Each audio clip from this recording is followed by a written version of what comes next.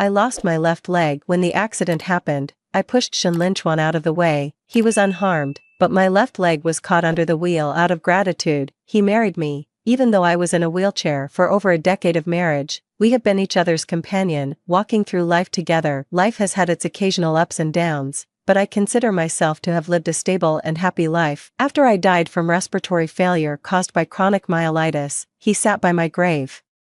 Murmuring, he said, "You lost your left leg saving me, and I was forced to stay by your side for over a decade, trapped in my own prison. Now that you're gone, I am finally free. In this life, we are even. If there is a next life, may the mountains be high and the rivers wide, so we never meet again." With that, he set our marriage certificate ablaze before the grave. 3 months later, he remarried with great fanfare, hosting a lavish banquet for guests from all around. I knew the bride, it was his former first love, Lin Muxue. After exchanging rings, he held the woman tightly in his arms, his voice choked with emotion. "All these years, I've let you and our daughter suffer so much." When I opened my eyes again, I had returned to the day of the car accident, given a second chance at life. This time, I chose to honor his wish. 1. The glaring summer sun hurt my eyes. The heat rising from the ground crept up my calves, a tangible sensation that made my heart tremble. I instinctively lowered my head when my gaze fell upon my left leg, safe and sound beneath my skirt. My emotions spiraled out of control in an instant. It's been so long, so very long, since I last felt this grounded. Beside me, the man who had been looking down and quickly replying to messages on his phone looked up at me in surprise. Seeing my tear-streaked face, he froze for a moment before asking anxiously, "What's wrong?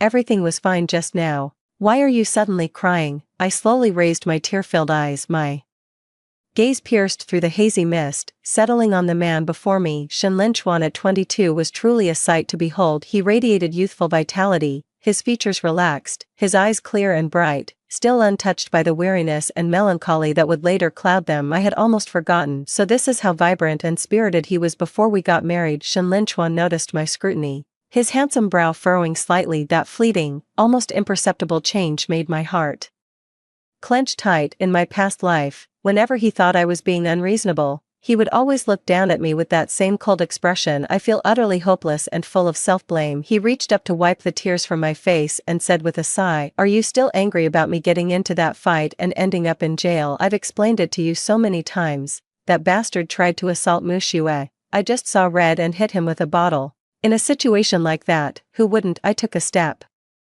back to avoid his touch and spoke up coolly, cutting him off. "You don't need to explain yourself to me. This matter has nothing to do with me anyway. Who you want to save is your own business." Shen Linchuan's expression went blank for a moment, the rest of his words catching in his throat. A long moment passed. His voice was tight, his brow furrowed as he asked me, "What do you mean by that?" I looked down at my intact left leg once more and replied calmly, "I mean exactly what I said. By the way, the compensation I just paid for you, plus the medical expenses for the injured party I covered earlier, totals 57,170 yuan. That money was from my part-time job, saved up to repay my student loans. I'd appreciate it if you could pay me back as soon as possible." 2. In my previous life, when I found out Shen Linchuan had been detained for getting into a fight, I thought I must have misheard. He was always a gentle and courteous student council member, a model student praised by all the teachers. He had never even raised his voice at anyone before. How could he end up in a brawl with street thugs, and even get taken to the police station later? I paid the compensation for him, signed the paperwork, and brought him home. But when I got a clear look at the man before me, I froze in shock. He was a complete mess, his face bruised and swollen, the right sleeve of his shirt torn off, his hands covered in scabbed over wounds. This state was a stark, jarring contrast to the Shen Linchuan I had known for 3 years in university. When he saw me, he began to explain himself in a panic. Muxue and her friend were at a bar when a drunk thug started harassing them. The guy, completely wasted, pinned her down on a couch and tried to force himself on her. Li Cheng and I happened to run into the scene. It's not like we could just stand by and do nothing. I found it strange that he would suddenly go to a bar with friends, but he's always been a sincere and warm-hearted person, so I didn't have much reason to doubt his explanation. Even though we're a couple, we still maintain our own personal space and freedom in our daily lives. In that situation, anyone should step up to help a girl being harassed, even if she's not a classmate. Besides, I know Lin Muxue personally. She went to high school with Shen Linchuan and Li Cheng. Now she's at the same university as us. majoring in music performance in the College of Arts, although I haven't interacted with her much. My impression is that she is quite beautiful and graceful, and I have a rather favorable opinion of her. However, Shen Linchuan's method of saving her, smashing a bottle directly over the thug's head, was a bit too extreme. Fortunately, the case was ultimately resolved through mediation, otherwise, Shen Linchuan would have ended up in jail. The only thing that struck me as odd was that when the police handled the case, they never mentioned the crucial detail of the thugs sexually assaulting Lin Muxue, simply classifying the incident as a straightforward brawl. It wasn't until many years later that I accidentally learned the truth of what happened that year from Shen Linchuan's group of friends. That was 2 months before I died. Li Qing, Shen Linchuan's closest friend and also our university classmate, threw a housewarming party after moving into his new villa. Naturally, Shen Linchuan took me along with him. My condition had already deteriorated significantly by then. The neuropathic pain caused by chronic myelitis tormented me day and night. On top of that, I was suffering from PTSD, and my mind was in a constant state of hypervigilance. I was prone to emotional outbursts and didn't get along well with the people around me. So, while everyone else was chatting animatedly, I, feeling like I couldn't fit in, slipped away alone to the villa's back garden. The moonlight was cool, like a thin layer of frost dusting the blooming tulips. I sat quietly on the rattan chair beside the flowering tree, my fingers unconsciously tracing the prosthetic on my left leg. Just as I was lost in thought, gazing up to count the sparse, bright stars, the first-floor window of the villa was suddenly flung open. A warm, yellow light spilled out from inside. The sound of men's laughter and chatter, punctuated by the sharp click of a lighter, immediately reached my ears. Linchuan, how do you put up with Su Yuning's aloof personality? Can't she even crack a smile? Her face was icy cold all evening, making it seem like my wife and I had slighted her. I don't remember her being like this back in college. This was the voice of Li Qing, the host of today's housewarming party. Shen Linchuan muttered something under his breath, likely apologizing on my behalf or something similar. Another man's voice chimed in. Oh, come on, there are plenty of disabled people in the world, but I've never seen anyone as self-centered as her. Look, I'm not trying to mock you, but you've really ruined your life. Su Yuning looks at least 20 years older than you. I was genuinely shocked by her appearance just now. Is it really worth giving up someone like Lin Muxue for a woman like that? Someone else chimed in. Exactly, if you ask me, Brother Shen has lost his mind. He and Lin Muxue were the golden couple everyone recognized back in high school. Even the dean turned a blind eye, and now he's throwing away an outstanding woman like Muxue for a cripple like Su Yuning. He's completely lost it. The night wind, carrying a faint trace of cigarette smoke, rushed into my nostrils. From the shadows, I looked toward the man standing by the window. The cigarette in his hand glowed and dimmed, yet he never uttered a word. Li Qing flicked the ash from his cigarette and suddenly sighed, saying, "You all should keep your comments to yourselves. Don't forget, it was Lin Muxue who betrayed Linchuan first. After she started university, she got together with that senior who drove a luxury car. If it weren't for that, Linchuan wouldn't have ended up finding Su Yuning, who bore a 60 or 70% resemblance to Lin Muxue, as a substitute, only to be stuck with her for the rest of his life." He took a deep drag from his cigarette before stubbing it out in the ashtray. "And if it weren't for you guys meddling in the middle, egging Lin Muxue on to get back with Linchuan after their breakup, she wouldn't have gone to that bar and deliberately hooked up with that thug after being rejected, then sent the photos to Linchuan on purpose. And look how that turned out." Linchuan flew into a rage, smashed a bottle over the guy's head, and ended up in jail in the end. It was all thanks to Su Yuning running around and pulling strings. Not only did she get a lawyer friend to help mediate, but she also fronted the compensation money for Linchuan. Otherwise, he'd definitely be doing time. Li Qing finished speaking. A heavy silence fell over the group. Finally, someone muttered, "Ah, why dredge up the past? Even if she had the greatest favor in the world, didn't Brother Shen repay it in full by marrying her?" For I was plunged into darkness, my throat suddenly seized as if by an invisible hand. A tsunami of inner turmoil crashed over me. So that's how it was. From their fragmented conversation, I finally pieced together the whole truth. Lin Muxue and Shen Linchuan were each other's first love. He was brilliant, she was beautiful. Everyone said they were like the main couple straight out of a young adult novel. But after entering university, Lin Muxue met a senior who drove a Ferrari. On the day of their breakup, Shen Linchuan was utterly devastated and drank himself into a stupor. He waited outside Lin Muxue's dormitory for 3 days, but never received a single word of explanation from her. Yet, in less than a year, Lin Mushua's relationship with her senior ended in a breakup. After that, Lin Mushua began contacting Shen Linchuan frequently, hoping to reconcile with him. By that time, Shen Linchuan and I had already officially become a couple, but she had no intention of giving up. She would buy breakfast at the cafeteria every day and wait downstairs at the boys' dormitory. She would place the love letters she wrote into pretty, faintly scented envelopes and ask Li Qing to slip them into Shen Linchuan's backpack. She kept this up for a whole year, yet the man never looked back. That is, until her birthday. She booked a hotel room on purpose and put on the new, sexy lingerie she'd bought herself as a birthday gift, a final tribute to her fading youth. She said this would be the one and only time, and she would never bother him again. But Shen Linchuan never showed up. A drunken Lin Mushua sent Shen Linchuan a video call from the bar. On the screen, a stranger's hand was already slipping into her exposed collar. When Shen Linchuan rushed into the bar, he saw her pinned in the booth by a man, her skirt in disarray. 5. Shen Linchuan was blinded by rage. He reached out and pulled Lin Mushua off the man, then got into a scuffle with him. When he found himself overpowered, in a moment of desperation, he grabbed a wine bottle from the table and smashed it hard against the man's head. I know what happened after that. That single blow from Shen Linchuan nearly cost him his bright future. The other party refused to back down,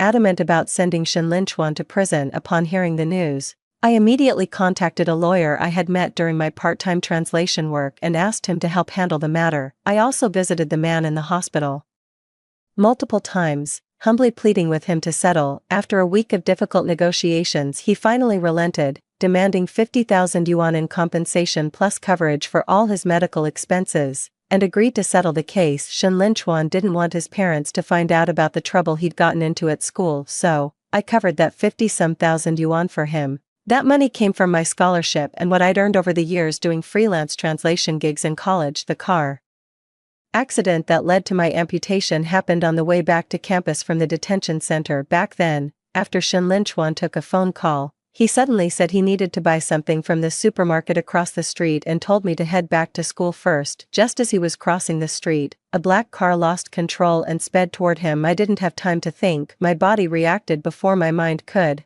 and I rushed over to shove him out of the way, but my left leg was caught under the wheel. The injury was so severe that a large area of the tissue in my leg had necrotized. To save my life, my left leg had to be amputated. After I was wheeled out of the operating room, Shen Linchuan held my hand tightly with red, swollen eyes. He knelt by my hospital bed and promised he would take care of me for the rest of his life. Later, I took a leave of absence from school and gave up on taking the postgraduate entrance exams. Every day, I lay stiffly in this shabby rental apartment Shen Linchuan had found for me. My only outdoor activity was when Shen Linchuan took me to the hospital for rehabilitation therapy.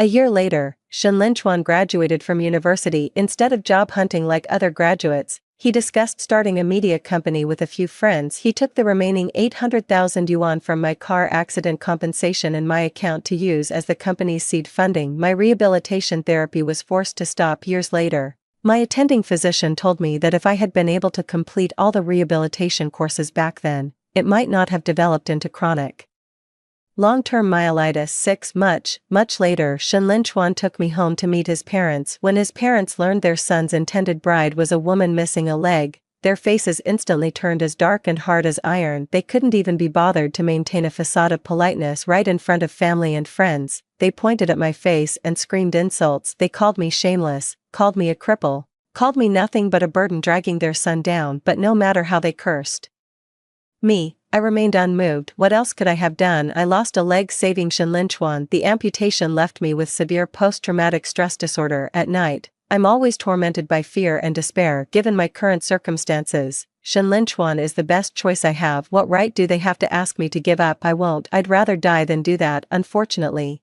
my recovery after the amputation didn't go well. Chronic myelitis has ravaged me beyond recognition. Not even 40 years old, yet my hair has turned almost completely white, and my face is terribly aged. Shen Linchuan hired 2 caregivers to look after me and transfers 200,000 yuan into my account each month for personal expenses. He rarely came home himself. On the rare occasions he returned early, he would stay in his study until late into the night. He was always busy, always on a business trip. On the night of Li Cheng's housewarming party, I was rushed to the hospital after a PTSD episode caused me to tremble and struggle to breathe. I demanded an explanation from Shinlinchuan, yet he kept hiding and refused to show himself. 2 months later, I died in the hospital from respiratory failure caused by osteomyelitis. Shinlinchuan never showed up again, not even until the very end. After death, my soul lingered on and would not disperse. I watched as the nurse covered me with the white sheet, watched the sky outside gradually lighten, and watched Shinlinchuan, who had arrived belatedly, stand before my remains. His face bore an expression of relief, as if he had finally been set free. After the funeral was over, he sat before my freshly built grave and lit a cigarette. He said, "Jiang Yuning, you lost your left leg saving me, and for over a decade, I was trapped, forced to stay by your side. Now that you're gone, I am finally free. In this life, we are even, if there is a next life. May the mountains be high and the rivers wide, so we never meet again." With that, he lit our marriage certificate in front of the grave. I followed Shinlinchuan to the front of a luxurious villa. A woman in a silk nightgown ran out of the villa, barefoot. She threw herself into the man's arms. It was Lin Muxue. She wrapped her arms around his waist and comforted him softly. "Darling, don't be too upset, that woman is gone. From now on, the three of us can live a good life together." The man nodded silently. That evening, I saw their daughter again. She's already in her 3rd year of junior high, but we've only been married for 15 years. It turns out the stable marriage I thought I had been completely rotten for a long time. 7. Perhaps it was the memory that made the seething hatred in my eyes all too apparent. Shinlinchuan softened his tone, his voice gentle, almost placating. "All right, don't be angry. I'll transfer the money to you as soon as I've gathered it. For now, let me take you to that dessert shop you love so much." "Okay." I shook off his hand in disgust as he reached for mine. Shinlinchuan was taken aback, his right hand frozen awkwardly in midair. Just then, his phone suddenly rang. After glancing at the caller ID, he shot me a flustered look and said with an unnatural expression, "Yuning, wait a moment, I need to take this call." Then, covering the receiver, he walked a few steps away. "Hey, Muxue," his hushed voice drifted on the wind, "don't worry, I've taken care of things. I'm out of the detention center now." Something was said on the other end of the line. I watched as the tips of his ears flushed a faint pink. He asked in a low voice, "What brand of tampons do you use?" "Okay, got it. If your stomach hurts, just stay in the dorm. I'll buy some tampons and painkillers and bring them to you in a bit." As he hung up the phone and turned around, a trace of lingering tenderness remained on his face. He said to me, looking a bit awkward, "Yuning, something's come up. Why don't you head back to campus first? I'll buy some desserts and meet you at your dorm later." I glanced at the messages popping up on Shinlinchuan's phone and said flatly, "No need, I have plans tonight. You go ahead and take care of your business." The man let out an almost imperceptible sigh of relief and nodded. "All right then, I'll be off. Take care on your way back." In the slanting rays of the setting sun, I watched as he hurried eagerly across the street. I thought of the instant of terror and despair from my past life, when my left leg was dragged under a car. The name slipped out before I could stop myself. "Shinlinchuan." He turned his head, looking at me with a smile. "What is it, Yuning?" "Something else." I gazed at this man who had stayed by my side for nearly 20 years in my past life, the man who once knelt by my sickbed, vowing to cherish and love me for a lifetime. The evening glow cast a hazy, crimson hue upon him. At that moment, the traffic light behind him turned green. "Be careful crossing the street," I said. "Watch out for cars." Shinlinchuan was taken aback for a second, then flashed me a wide grin. "Don't worry, your boyfriend's got 9 lives." I watched him fall silent, then turn and walk toward the school. A dozen seconds later, a screech of brakes tore through the air behind me, followed by a heavy, sickening thud. Someone let out a terrified scream. "Oh my God, someone's been hit. Quick, call the police." I clutched the strap of my canvas shoulder bag with a death grip, my fingernails digging deep into my palms. A surging crowd was converging on the intersection where the accident happened. My stomach suddenly twisted in violent, nauseating spasms. I couldn't hold back any longer. Bending over as violent dry heaves racked my body. 8. In a daze, I stumbled back to the dormitory, only to meet a pair of eyes that held unspoken words. "Yuning." My roommate seemed to be holding something back. I slumped down and tossed my canvas bag and phone onto the desk. Then, I mindlessly grabbed the water glass nearby and gulped down a few mouthfuls. The cool liquid slid down my throat, soothing the burning heat churning in my chest. "What's wrong, Yao Yao?" I asked. My roommate hesitantly pushed her phone toward me. "This post was uploaded just 5 minutes ago. The person who got hurt, it couldn't be Shinlinchuan from our class, Could it? I glanced at the phone screen. The headline on the campus forum read that Shinlin Chuan from the School of Finance had been involved in a serious car accident near Culture Square. On the webpage, the photo was blurred, but the smeared patch of dark red blood was still a shocking sight. I stared at the post, unable to speak for a long time. My phone suddenly began vibrating on the desk at that moment. It was an unfamiliar landline number. I casually tapped the speakerphone button. A woman's urgent voice came through the line. "Hello, is this Su Yuning? This is the emergency department of City Second Hospital. Shinlin Chuan has been in a car accident. His injuries are severe. Please, you or his family need to come to the emergency room immediately." I frowned. Shouldn't the hospital notify the school or his family directly? Why would they call me directly? I replied, "I'm sorry, but Shinlin Chuan and I are just classmates. I suggest you contact his family directly." There was a clear pause on the other end of the line. "You are the only emergency contact listed in the patient's phone. Could you please help us get in touch with his family? I don't have his family's contact information. I have things to attend to here. So I'm going to hang up now." With that, I promptly ended the call. I looked up to see 3 stunned faces. Their mouths were slightly agape, as if they were seeing me for the first time. I didn't feel like explaining anything at that moment. I just dragged my heavy feet into the bathroom. 9. For the past couple of days, my classmates have often been huddled together talking about something. The moment I get close, their conversation abruptly stops. I don't even have to think about it. They're definitely talking about me behind my back. I don't care. I went to class as usual, ate alone, and when I didn't have lessons, I went to the study room to read and study. Finally, before class on the 4th day, Shinlin Chuan's roommate, Li Cheng, stopped me in the hallway. His face was tinged with anger. "Su Yuning, do you even have a heart? Lin Chuan is lying in the hospital right now. His right leg has a comminuted fracture, and the doctor says it's highly likely he'll be permanently disabled. It's just a limp. In my past life, I had my entire left leg amputated." My expression remained placid as I calmly retorted, "So?" Li Cheng's expression twisted slightly as he spat out angrily, "Almost our entire class has gone to see him, even Zhou Hao from the student council, who had a grudge against him.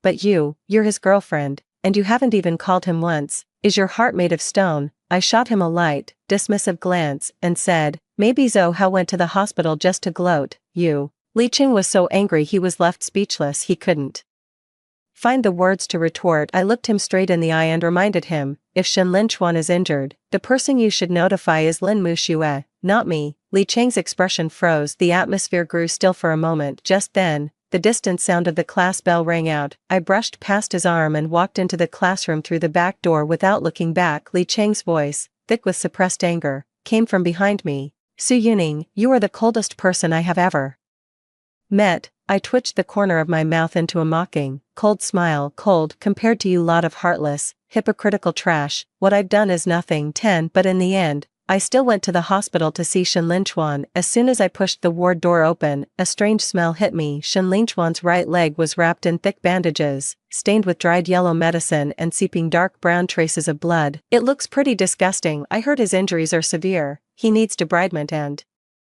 anti-inflammatory treatment first. Surgery can only be performed once the infection is under control." I looked at the man propped up against the headboard. In just a week, he had wasted away to a shadow of his former self, his pale cheeks sunken deeply, just like me at this moment in my past life. He looked terribly frail, yet the moment he saw me, a light sparked in his eyes. "Yuning, you're here." The man's voice was hoarse, yet tinged with joy. He sat up straight, his movements animated with excitement. He must have jostled his wound by accident. A pained groan escaped him as he furrowed his brow. Yet, in the very next instant, when his gaze inadvertently fell upon my perfectly intact left leg, the joy that had filled his eyes a moment before suddenly flickered and wavered. Shinlin Chuan remained silent, but his stare was fixed, unyielding, on my left leg. I walked silently to the stool by his hospital bed and sat down, placing the canvas bag on my lap. "Su Yuning, why didn't you save me that day? Or, you could have stopped me." "I know you could have." His voice was quiet, yet laced with an uncontrollable tremor. My heart clenched, a sour, bitter feeling instantly flooding through my entire body. "Shinlin Chuan, so he's back too, is he?" I stared at him coldly, offering no answer to his question. My gaze made him visibly uncomfortable, a hint of a cold, mocking smile curling at the corner of his mouth. "After all these days since my accident, it's a rare treat for Miss Su to finally remember to visit me. Well, Because summer vacation starts right after the exams next month, I said. Shen Linchuan seemed not to understand what I was saying, frowning and looking at me in confusion. I don't plan on taking a summer job this year. I've made plans to travel abroad with friends, so I need you to pay me back the 57,170 yuan right now. Shen Linchuan's eyes widened in disbelief, the rim slowly turning crimson. His voice took on a shattered quality. You came all the way to the hospital just to ask me for money? Su Yuning, do you even have a heart? Did you ever truly love me? 11. Shen Linchuan's question left me speechless with bitter amusement. How dare he ask if I ever truly loved him? How did I lose my leg in my previous life? Then, is it because I no longer want it? The scene suddenly flashed in my mind, when Li Qing said he saw me as a substitute for Lin Muxue, and then, after my death, when he sat by my grave and finished saying all those things. How could a scumbag like him ever deserve my love again? I let out a derisive snort. Shen Linchuan, in your eyes, am I just some fool you can easily deceive? He was taken aback for a moment, then, with a hint of anger, he retorted, when have I ever deceived you? In our past life, I toiled without complaint, taking care of you in your crippled state for 17 whole years. What more do you want? I sneered coldly. Did you ever really take care of me? In the 2 years before we got married, you did look after me sometimes. But more often than not, I was alone at home, hobbling around on crutches, hopping on one leg, taking care of myself. Later, after we married and you had money, you were so moved by simply hiring a maid. Shen Linchuan, search your conscience. How many times did you truly take care of me? Shen Linchuan's face flushed red. Don't I have to work? Don't I have to earn money? All the client dinners, all the business trips, they're all for you, for our family. Do you think that 200,000 I give you every month just falls from the sky? Business, eh? Work trip, I repeated his words with biting sarcasm. Was your little rendezvous with Lin Muxue at Lanwan Villa business, or was attending a parent-teacher conference for your 9th grade daughter a work trip? At the mention of Lin Muxue and his daughter, Shen Linchuan's expression shifted dramatically, the color draining from his face. After a brief silence, he let out a strange, hollow laugh. He said, Su Yuning, do you have any idea how I feel every time we're in bed and I see the stump of your left leg? It makes me sick. Honestly, it's a physical revulsion, pure nausea. Every time we're intimate, I have to take medication beforehand and force myself to suppress it just to get through being with you. If the pretending you're talking about refers to this, then yes, I have been pretending with you. Every word he spoke was like a poisoned blade, plunging straight into my heart and twisting. I tried to stay calm, but my teeth chattered uncontrollably. Tears threatened to spill over, but no way. I refused to break down in front of this piece of trash. I stood up, raised my right hand, and with all my strength, slapped him hard across the face. Shen Linchuan, you're a goddamn son of a bitch. Go to hell. Why the fuck didn't that car just finish you off that day? I struck him across the face, snapping his head to the side. He ran his tongue over his bleeding lip, his Adam's apple bobbing. I took a deep breath, struggling to steady the tremor in my voice. Today, I don't want to hear how much you despised me, nor do I want to mention the debt from when I saved you in a past life, since it's all from a previous lifetime. There's no need for either of us to bring it up ever again. I'm here for 2 things. We're breaking up, and I need you to pay me back right now. From now on, we're through. It's over for good. 12. I stood by the hospital bed. I stood with my arms crossed, watching coldly as Shen Linchuan, his face dark with anger, called his relatives and friends one by one to borrow money. The moment Alipay notified me that 57,170 yuan had been deposited, I blocked all his contact methods right in front of him. I was just about to turn and leave. Shen Linchuan's voice came coldly from behind me. Su Yuning, I'm curious to see just how well you'll fare in this life without me, relying solely on your scheming father and your conniving stepmother. When the time comes and you regret it, wanting to come back to me, don't expect me to take you back. My steps faltered slightly. The repulsive faces of that despicable man and woman involuntarily surfaced in my mind. That woman is my mother's cousin. After my mother was diagnosed with late-stage cervical cancer, she came to take care of her for a while. She ended up taking care of my father in his bed. After my mother passed away, I became a thorn in her side. Her entire world revolved around her own daughter from a previous marriage, and she racked her brains trying to kick me, not even 14, out of the house. My father turned a blind eye to it all. In fact, egged on by that woman, he tried to force me to drop out of school and get a job. I, of course, refused. Fortunately, my outstanding scores on the high school entrance exam earned me a tuition waiver for senior high. Later, I managed to scrape through 3 years of high school by working hard to earn a scholarship and, on top of that, selling the gold bracelet my mother left me. Shenlin Chuan, of course, knew all about my wretched family background. He also knew exactly how much I despised that despicable pair, yet now, he's deliberately using them to provoke me. Rage shot straight to the top of my head. I spun around, strode to his hospital bed,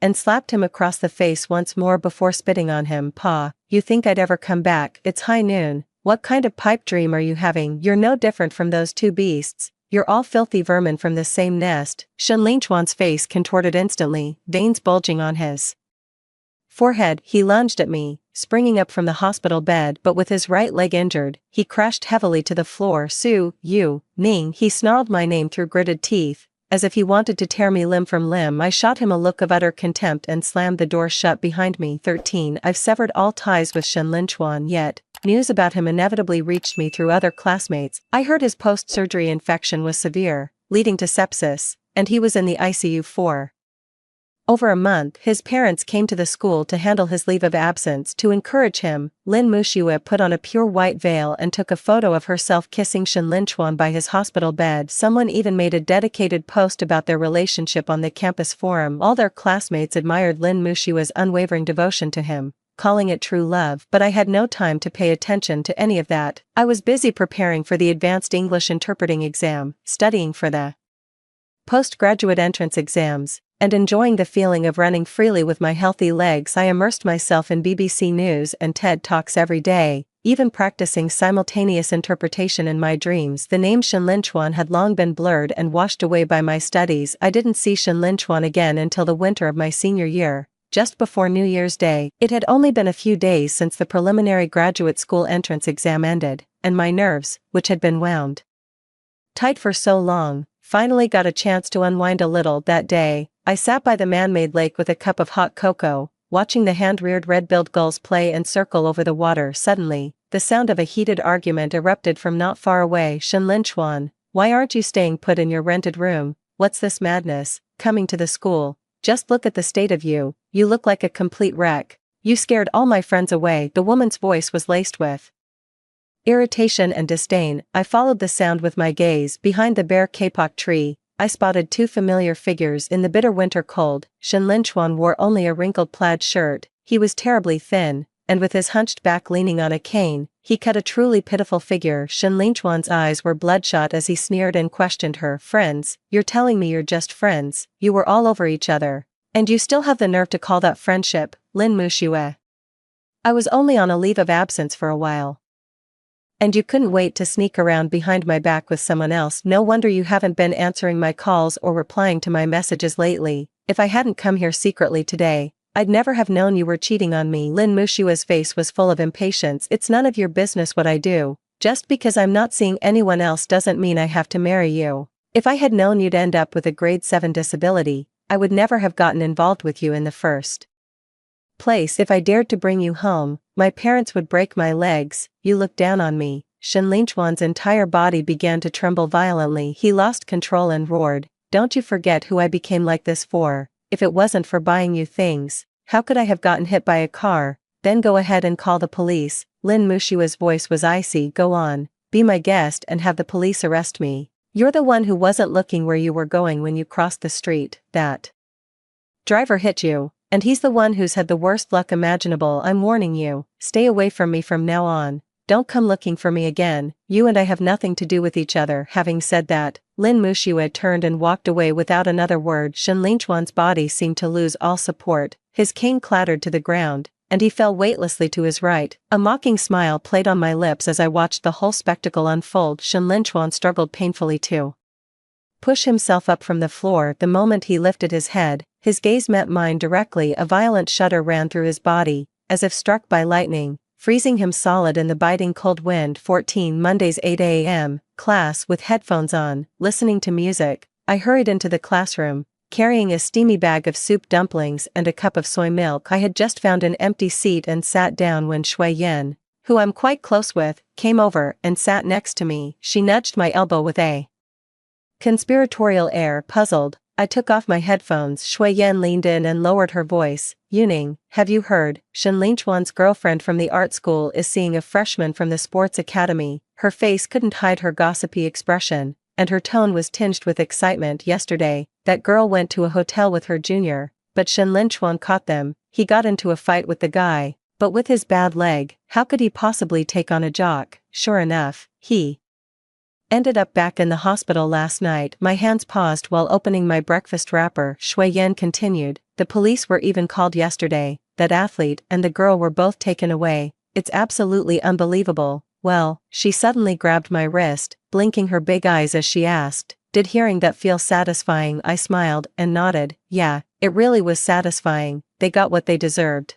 The girl burst out laughing. That's more like it, ever since you broke up with Shen Linchuan. I barely seen you smile. Decent men might be rare, but there are plenty of fish in the sea. I looked at her gratefully. Among all my classmates, she was the only one who consistently showed me kindness. In the eyes of my other classmates, I was the ultimate egoist who broke up with Shen Linchuan the moment after his car accident. They think someone like me isn't worth befriending. Shui Yan nudged my shoulder again, her eyes crinkling into a smile. I heard you passed the English Advanced Interpretation oral exam on your first try. That's amazing. I smiled and said, well, I guess I just got lucky, so, I'll treat you to dinner tonight. You can pick the restaurant. Awesome. 15. The past 6 months have flown by. Before I knew it, the first semester of my senior year was almost over. Many students have already started leaving campus one after another after finishing their exams. After our final exam in financial engineering, my roommates are all packing their bags to head home. Shui Yan had a lot of luggage, so she called and asked me to help her carry it to a taxi waiting outside the campus. After seeing Shui Yan off and returning to the dorm, I realized the other 3 had already left. Standing alone in the empty dorm room, I was suddenly overwhelmed by an indescribable sadness. I still remember that September when I first stepped onto campus, greeting them with awkward formality. And now, graduation is already upon us. Next semester, aside from a few classmates staying on campus to prepare for graduate school entrance exams, everyone will be going their separate ways to start their internships. The next time we see each other will probably be at our thesis defense. I washed my face and stood in front of the mirror for a long time. I felt a profound sense of loss. I picked up my canvas bag and headed downstairs, planning to go to the supermarket to buy some milk and dry goods. In 2 more days, the supermarket would be closing too. Just as I stepped out of the dormitory building, I spotted a familiar figure standing not far away. I glanced at Shen Linchuan leaning on his crutch by the walkway and wanted to pretend I hadn't seen him. As I brushed past, he saw me, pleasantly surprised, and quickly hopped a couple of steps on his crutches to stand before me. Yuning, you've come down. I have something to tell you. I wanted nothing to do with him and replied coldly, get lost. You're blocking my fresh air. His eyes were slightly reddened as he gazed straight at me, his gaze overflowing with deep affection. Yuning, please don't be like this. I waited here specifically for you. Don't you have nowhere to go for winter break? I rented the apartment we lived in during our past life. I'll help you move your things, and we can spend the new year together. I rubbed my temples in frustration. He couldn't possibly think I'd miss that rental that felt like a prison to me, could he? Shen Linchuan, are you ever going to stop? Wasn't it you who said that if there were a next life, we'd be worlds apart and never meet again? Who are you putting on this lovesick act for now? With that, I tried to step past him and leave, but Shen Linchuan grabbed my arm. I'm sorry, I was a bastard, I was blind and foolish. I take back everything I said. He raised his hand and slapped himself twice across the face. Yuning, I regret everything. Let's get back together. I swear to you, I will treat you right for the rest of my life. I am so utterly speechless. It's unbelievable. I'm at a complete loss for words. I violently shook off his hand. Get your filthy hands off me. Who do you think you are? How dare you touch me? Shen Linchuan's face turned pale, his eyes glazing over with a misty sheen. Yuning, how can you be so heartless? We were husband and wife for over a decade. I refuse to believe you feel nothing for me. He actually had the nerve to accuse me of being heartless in my past life. When he treated me that way, he never once stopped to consider if he was being cruel. He stubbornly blocked my path. Refusing to budge, I raised my foot and drove it hard into his one good, uninjured left leg. He cried out in pain. The other lame leg simply couldn't bear any weight. After staggering a few steps, he fell heavily to the ground. I shrugged innocently. I already told you to get lost, but you insisted on clinging to me. I suspect you were trying to unlawfully restrict my freedom. This was nothing more than self-defense. Shen Linchuan lay on the ground, looking at me with a sorrowful yet tender expression. Yuning, I don't blame you. If this makes you feel better, I'm willing to do it. You can kick me as many times as you want, As long as you forgive me. Looking at his smug, annoying face, I was afraid kicking him would just give him pleasure. With no one blocking my way anymore, I naturally had no time to waste bickering with him. I lifted my foot and stepped right over him. 16 In late February, the results of the National Postgraduate Entrance Exams preliminary test were released. The score was good, 20-some points higher than my last mock exam that was performing above and beyond my usual level. For the sake of prudence and considering my own capabilities, I didn't aim for top-tier universities. Instead, I applied for a popular major at a second-tier institution. The focus is on smart finance. What followed was the intense preparation for the second-round interviews. I didn't hear anything more about Shen Linchuan until half a year into my graduate studies. After that time I kicked him. He harassed me for a while longer, but every time, I'd either beat him up or call security or the police. Gradually, he stopped showing up in front of me. I had just stepped out of the finance lab that day. A WeChat voice message from Shui Yan popped up on my phone during our chat. She told me that Lin Muxue and Shen Linchuan had gotten married, and they'd even invited quite a few of our old classmates. I asked, curious, weren't they broken up before? Then, I heard another absolutely jaw-dropping story. During her internship, Lin Muxue worked as a music teacher at a private, upscale elementary school. She ended up getting involved with one of her students' fathers. The student's mother found out and posted their explicit photos and graphic chat logs online. Since the man was an executive at a publicly listed company, the hashtag trended explosively that very night. Hashtag executive and student teacher exposed in car passion. Hashtag elite primary school music teacher affair exposed by wife. Hashtag wife exposes executive's explicit chats with student teacher. Not long after this incident occurred, Lin Muxue was drugged on her way home one night. When she awoke, she found her hands covered in blood. A diagnosis revealed that the tendons in both her wrists had been precisely severed. After treatment, she retained the ability to perform daily tasks, but any hope of playing instruments like the guzheng or piano again was gone forever. So, Shen Linchuan seized the opportunity right then. I asked Shui Yan.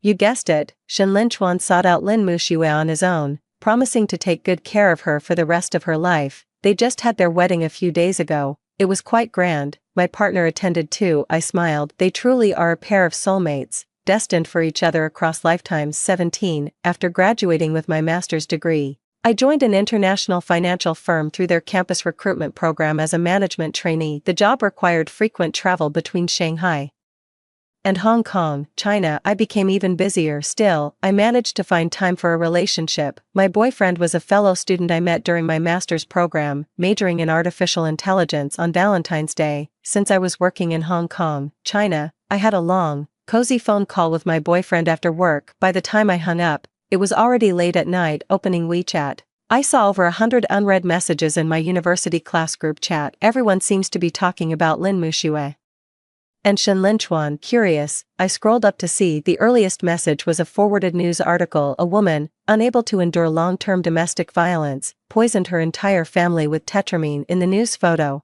the person wearing a yellow detention center vest, head bowed while being interviewed, was unmistakably Lin Muxue. Lin Muxue recounted that ever since her marriage, her life had felt like falling into an abyss. She was not only responsible for caring for her disabled husband but also for attending to her difficult in-laws. Even while pregnant, she was ordered by her mother-in-law to do household chores. She merely suggested doing it a bit later, and her mother-in-law shoved her hard. Her abdomen slammed into the corner of a table, causing her to miscarry the child she was carrying. Instead of showing any concern for her, her husband berated her as useless, saying she couldn't even protect their child. The moment she returned home after the Dancy procedure, her husband gave her a severe beating. From then on, her husband seemed possessed by a demon, constantly devising new ways to torment her. Each time he watched her kneel and beg for mercy in agony, a sickening look of pleasure would spread across his face. Her days were consumed by fear and despair. She tried to escape, to get a divorce, to seek help from her parents, yet every attempt was met with relentless beatings from her husband and in-laws. Finally, she broke. The long-term oppression and despair made her give up all resistance. She bought a large quantity of rat poison and repeatedly laced the meals of those 3 people with it. It wasn't until her mother-in-law suddenly vomited and fainted, requiring emergency hospitalization. The truth has only just come to light. Reading this news, I felt neither satisfaction nor sorrow. Perhaps true letting go is when even news about them feels utterly inconsequential. 18 In the 18th month of the management trainee program, I finally passed my probation too. Permanent review. The base annual salary on the offer letter HR handed me made me catch my breath, and that's not even including the performance bonus I might get at year-end. Life has truly brightened up. I have a healthy body, a fulfilling job, and a partner who shares my values. In my past life, I was trapped in agony, suffering from physical torment, but fortunately, I now stand at the threshold of a brand new life. The wind blows from the other shore, carrying with it a biting chill and a sense of freedom. Only occasionally, in the dead of night, I feel a hollow ache in my heart, as if a piece of it is missing. It wasn't until a late night at the office, amidst the distant twinkling lights, that the memory of my father and stepmother's revolting faces suddenly flashed before my eyes. Come to think of it, it's been 6 or 7 years since we last had any contact. I suppose it's about time I paid their family a little visit. So, during my vacation, I made a trip back to my hometown. Whether by coincidence or not, the day I returned home happened to be my stepsister's engagement day. It was clear that the whole family was very pleased with my stepsister's fiancé. My dad and stepmother were so proud, they would have been strutting around with their tails held high, if they had any. The man is a factory heir. He's tall, handsome, and wealthy. No wonder my stepsister looks at him with such adoration and happiness in her eyes. My dad and stepmother didn't react much to my return. They were as cold and distant as ever. Their enthusiasm only spiked when the topic of their daughter landing a wealthy husband came up. During my time back home, I managed to get detailed information about the factory owned by my stepsister's husband's family. I saw a job posting for a receptionist at their factory on a recruitment website, so I spent a hefty sum to hire a beautiful amateur actress. I then meticulously crafted a plan, instructing the actress to apply for the job and get close to my dear stepsister's fiancé, all according to my scheme. If you successfully make them break off the engagement in a bitter fallout, I'll add another $200,000 as a bonus. Of course, I won't force her to use any illegal methods. If she throws herself at him of her own accord, that's her own problem. The girl certainly didn't let me down. Just 3 months later, news broke that my stepsister and her fiancé were on the verge of a breakup. Another 2 months passed. The girl sent me a transfer of 8,888 yuan, along with 2 marriage certificates. The bride was her, and the groom, to my shock, was my stepsister's former fiancé. Before I could even process what was happening, her video call popped up. As soon as I answered, I heard her bright, joyful voice. "Sis, take the red envelope. Jiamei and I are getting married next month. Can you be my bridesmaid?" Huh. I was completely thrown. Once I gathered my wits, I quickly said, "Oh, right, of course. In that case, I'll add a bonus for you. Is it still the same bank card as last time?" She cut me off directly. "I haven't even properly thanked you for introducing me to Jiaming, so I don't want the bonus, but I found out yesterday that I'm pregnant. Could you be my child's godmother?" Well, seeing my hesitation, she offered a condition I couldn't refuse. She hinted meaningfully, "Just in case you need a professional actor in the near future, I can make an introduction for you." I thought for a moment, smiled, and asked, "Well, do you know any older actors? The kind in their 40s or 50s, I heard her thump her chest over the phone. "Absolutely, just send me the wedding venue and time, and I'll be there for sure." 19 At this point, some might say my stepsister is innocent, but back then, when her mother climbed into my father's bed, causing my gravely ill mother to cough up blood and fury, when she brazenly moved into my bedroom and threw my belongings into the community dumpster like trash, when she teamed up with classmates to bully and humiliate me, giving me the nickname Mole Rat, no one cared whether I was innocent or not. If her mother could seduce my father back then why can't someone else steal her man now? Look at it from another angle. Am I not just helping her weed out the bad apples before the wedding? What kind of a good match is a man who can be so easily lured away? If she ever sees the light and comes to thank me, I'll tell her sincerely, "Don't mention it. It's all part of the big sister's job." The end. Story 2. Push, Mrs. Shen. I can see the head. Give me one more big push. The midwife's frantic voice seemed to reach me from another, distant world, buzzing in my ears, mixed with the cold, rhythmic beeping of the heart monitor. Sweat and tears blurred my vision. A tearing, splitting agony radiated from below, as if my body were being ripped in two. My hands were clamped in a death grip on the cold metal rails of the delivery bed, my knuckles white with the strain, threatening to bend the unyielding steel. I was in obstructed labor on the last day of my 39th week of pregnancy. New Year's Eve, my water broke without warning, and I was rushed to the hospital. Due to the baby's malposition, it triggered a massive hemorrhage. Blood kept draining from my body, taking my warmth and vitality with it. I felt like a leaking vessel, No matter how many blood bags the doctors pumped into me, they couldn't fill that vast, empty void. It's not working. Her blood pressure keeps dropping. The patient is showing signs of shock. Quick, get the epinephrine ready. Where are the family members? The critical condition notice requires a family signature. Family, my husband, Shin Yuxing. With the last of my strength, I forced a hoarse whisper from my throat. My phone, get my phone, call him. The nurse picked up the phone from my bedside, her slender fingers slid across the screen, and then she looked at me with a troubled expression, her voice tinged with sympathy. Mrs. Shen, your husband's phone. It switched off.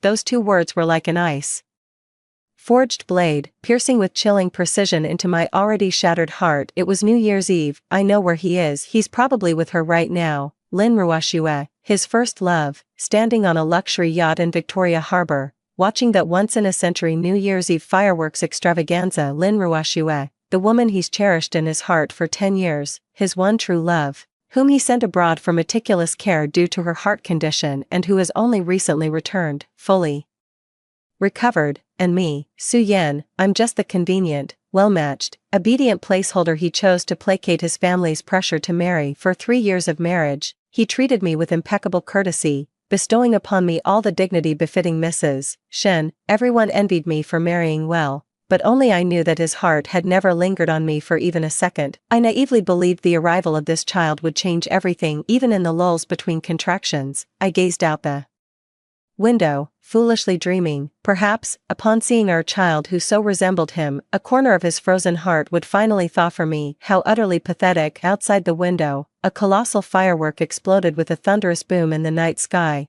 Its dazzling brilliance instantly illuminated the city's darkness, turning night into day. Then came a second, a third. Thousands of fireworks, layer upon layer, cascaded in a radiant, shimmering spectacle, as beautiful as a dream. That light filtered through the cold glass of the delivery room window, falling upon my deathly pale face, slick with cold sweat. As I watched that resplendent night sky, another scene materialized with perfect clarity before my eyes. Shin Yuxing stood on the deck of the cruise ship, wrapping his expensive cashmere coat around her. He held Lin Ruoxue, beautiful and fragile in her white gown, tightly against his chest. The glow from the fireworks played across the handsome line of his profile, and in his eyes was a tenderness and intimacy I had never seen before.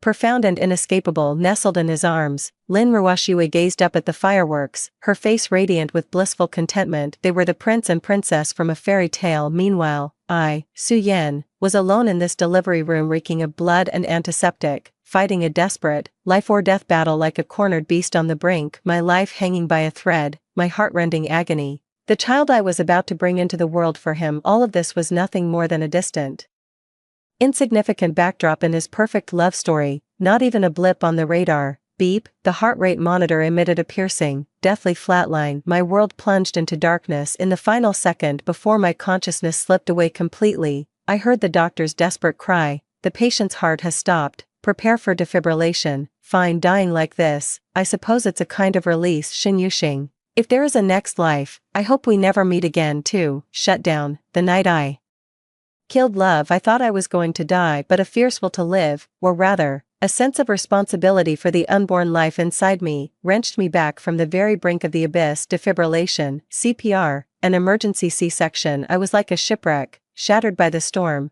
painstakingly pieced back together by the doctors using every means at their disposal. When I regained consciousness, the fireworks outside the window had faded, and a pale, grayish dawn light was spreading across the horizon. The new year had arrived. I had survived. The baby had survived too. It was a boy, perfectly healthy. The nurse brought him to me so I could see him. He was so tiny and wrinkled, like a little red monkey, yet he slept peacefully, eyes closed, his tiny chest rising and falling with each breath. With a hand so weak I could barely lift it, I reached out and gently touched his cheek. That warm, soft sensation, like a faint electric current, instantly pierced the most tender part of my heart.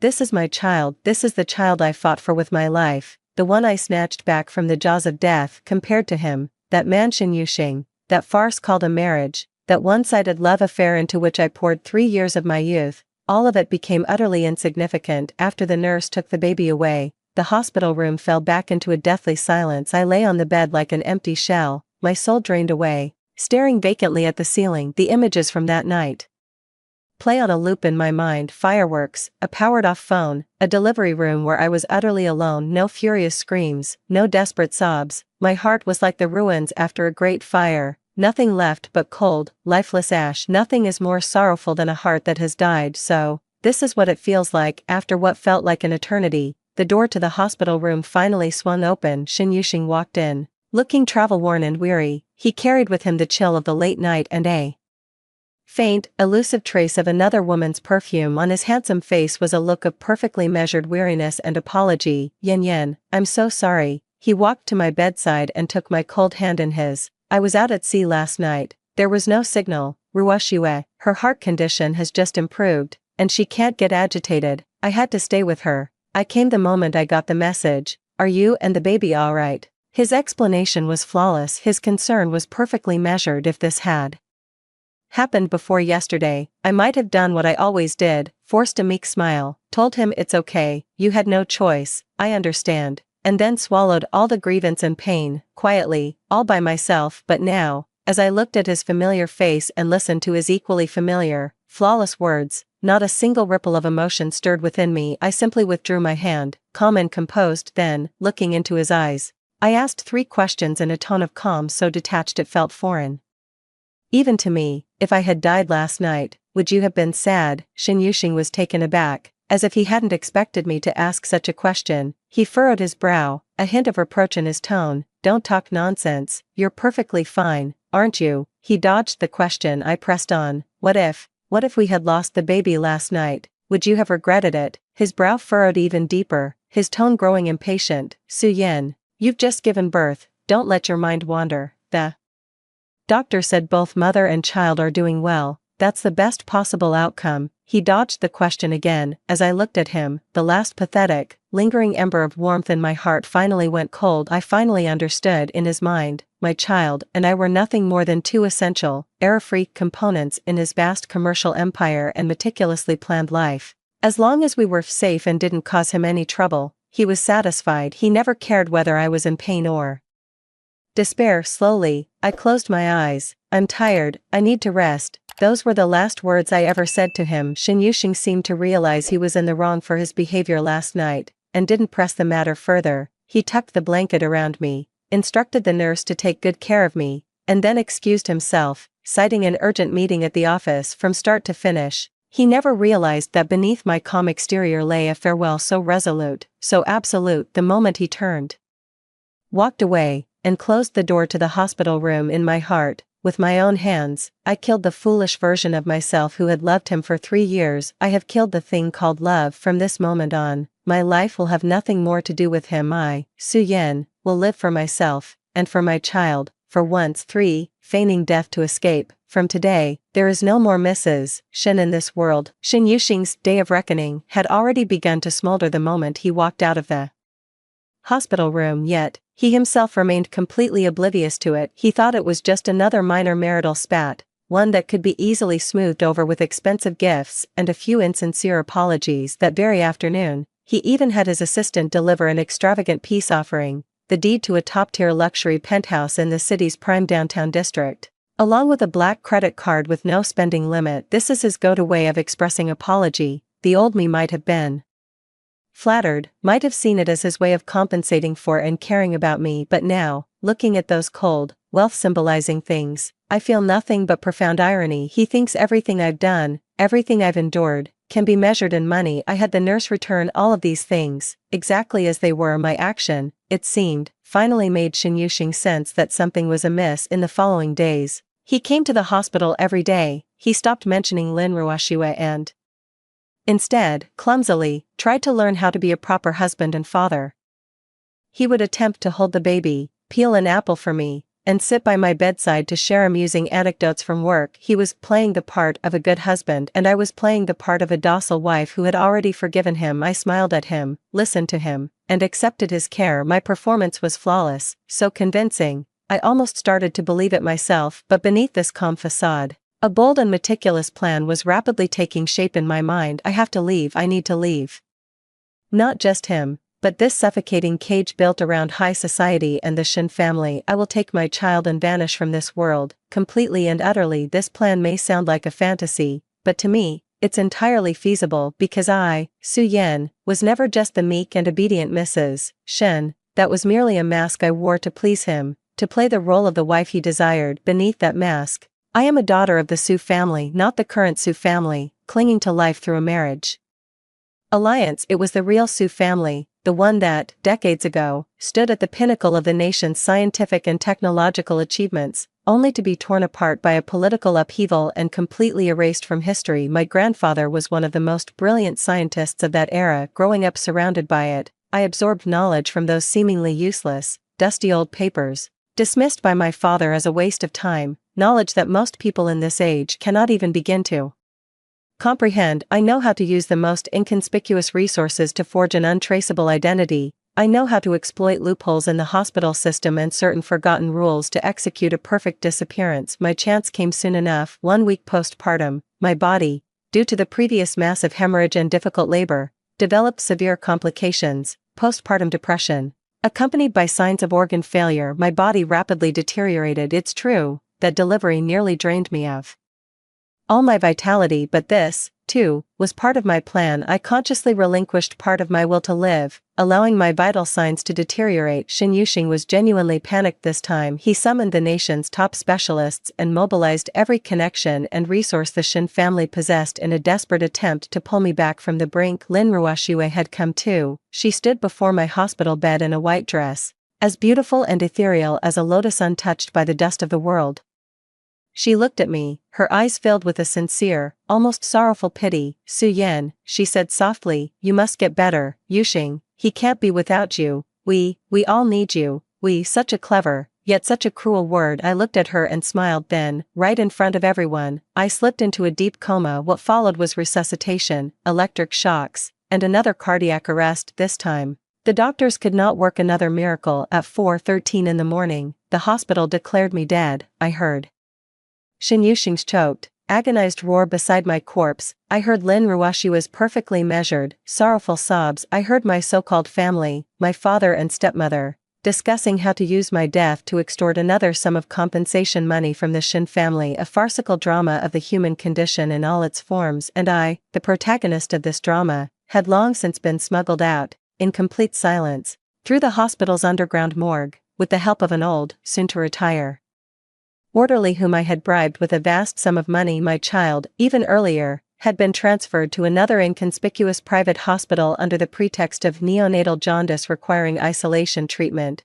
A great fire would burn all the records in the morgue. A flawless, forged death certificate will put the perfect, final punctuation on my life story. From today, Mrs. Shen, Su Yan, ceases to exist in this world. There remains only an Avenger codenamed Prometheus, and a new life I must devote my entire existence to protecting. Inside an inconspicuous van, I drove towards an unknown horizon. Bathed in the light of dawn, my new life begins. For the sealed laboratory, the legacy I inherited will change the world. 5 years later, the shores of Lake Geneva, Switzerland, within a heavily fortified private estate, hidden deep in the heart of the Alps, or rather, my current self, Dr. Eve, stand at the center of a vast laboratory brimming with futuristic technology. Beyond the massive floor to ceiling windows lies a tranquil, picturesque landscape of lakes and mountains. Inside the lab, however, the scene is entirely different. Hundreds of holographic screens float silently in the air, cascading with torrents of data streams. At the lab's core, a spherical supercomputer, constructed from an unknown liquid metal, pulses rhythmically, emitting a soft, blue glow. This is the final legacy my grandfather left for me, and for the world: a top-tier artificial intelligence and neuroscience laboratory, sealed away for nearly half a century and at least 100 years ahead of its time. Back then, with my child in tow, I traveled across multiple countries. In the end, using the last key my mother left behind and the passcode etched in my memory, I reopened this place. For these past 5 years, I haven't wasted a single second. I immersed myself completely in an ocean of knowledge. I activated the lab's core AI, Athena. It contained all the research findings and the lifelong wisdom of my grandfather and the era's most brilliant scientists. It was as if I stood on the shoulders of giants, completing those great, era-interrupted studies at an astonishing pace. My primary focus was on brain-computer interfaces and consciousness uploading. For these 5 years, I wasn't just learning, I was restoring and creating. I have successfully brought to life the neural transcoding algorithm from my grandfather's theory. This means that the complex, chaotic bioelectrical signals in the human brain, what we call thoughts and emotions, can now be precisely and losslessly translated into standardized data that computers can understand. Based on this technology, I have developed an entirely new system. I have named it Oracle. It will herald the next epoch of human civilization. Mommy, a clear, childlike voice, carrying a trace of calmness beyond its years, came from behind me. I turned around and smiled at my son. I named him Sun Yen, the Yen in Sin Yen, meaning longing or miss. He was 5 years old, dressed in a miniature white lab coat, sitting intently on a hover chair as he stared at a light screen before him. Displayed on the screen was a simulation program he had written himself, concerning the stability of quantum foam. Yes, my son, Sun Yen, is an undisputed genius. His IQ is so high it defies measurement by any existing standard. By the age of 2, he had mastered 17 languages. At 3, he had read through all of my grandfather's research manuscripts. By 4, he had begun offering constructive suggestions in some of my own research, insights so brilliant they even impressed Athena. He is my pride, the entire meaning of my life, and my most perfect creation. He inherited the Su family's finest scientific genes and grew up in a pure, intellectually focused environment, completely free from outside interference. His mind, like a sponge, voraciously absorbed everything in this laboratory that was ahead of its time. Mom, the first batch of civilian-grade ports for the Oracle system has completed its final stress tests. Sun Yen looked up, his eyes, so like Xin Yuxing's yet infinitely clearer and more profound, meeting mine. The yield rate is 99-97%, and power consumption is 3-2% lower than projected. They're ready for mass production at any time. Excellent. I nodded, walked over to him, and ruffled his soft hair. It's time for our Prometheus Corporation to make its voice heard to the world. Over the past 5 years, I haven't just been doing research. I also quietly built a vast commercial empire, leveraging a secret network of global academic funds left to me by my grandfather. Prometheus Biotechnology Co., Limited. The company's headquarters is located in an offshore tax haven. No one knows who its true owner is. Like a phantom, it uses its substantial capital to hold controlling stakes in dozens of the world's top precision manufacturing and biopharmaceutical companies. I have paved every single road for the arrival of the Oracle system. Athena, I issued the command, activate Project First Light, dispatch encrypted invitations to 100 of the world's most influential figures across all domains, include artists, scientists, financial titans, and those in need of inspiration. Command received. Dr. Eve, invitations are being generated and encrypted for dispatch. My gaze fell upon a single name on the invitation list. Lin Ruoxue, the former piano prodigy, Xin Yuxing's unforgettable first love. According to public information gathered by Athena, after returning to her home country, she enjoyed a brief period of glory before quickly hitting a creative wall. She could no longer compose music that touched people's hearts. Gradually, she transformed from a gifted artist into a decorative vase, relying on her status as Xin Yuxing's girlfriend to stay relevant. She must be desperately in need of inspiration. A cold, mirthless curve lifted the corner of my mouth. Xin Yuxing, are you and your world ready? I, Su Yen, have returned. No, to be precise, a brand new me, one you could never comprehend, has arrived. 5. Prodigy baby, my son, a quantum physics was at age 5. The First Light project is progressing even more smoothly than I anticipated. After experiencing the basic functions of the Oracle system, every single one of those 100 individuals at the pinnacle of the world was, without exception, plunged into profound shock and fervor. A celebrated, veteran writer, by wearing our inspiration capture headset, instantly transformed the fleeting, amorphous ideas in his mind into a clear, coherent, and logically rigorous 10,000-word outline. A top-tier F1 driver, using the neural reaction acceleration module in a simulator, shaved 0.05 seconds off his reaction time. In their world, that's the chasm between a god and a mortal. Meanwhile, Lin Ruoxue, my dear former romantic rival, was under our remote guidance, experiencing the emotional resonance program. This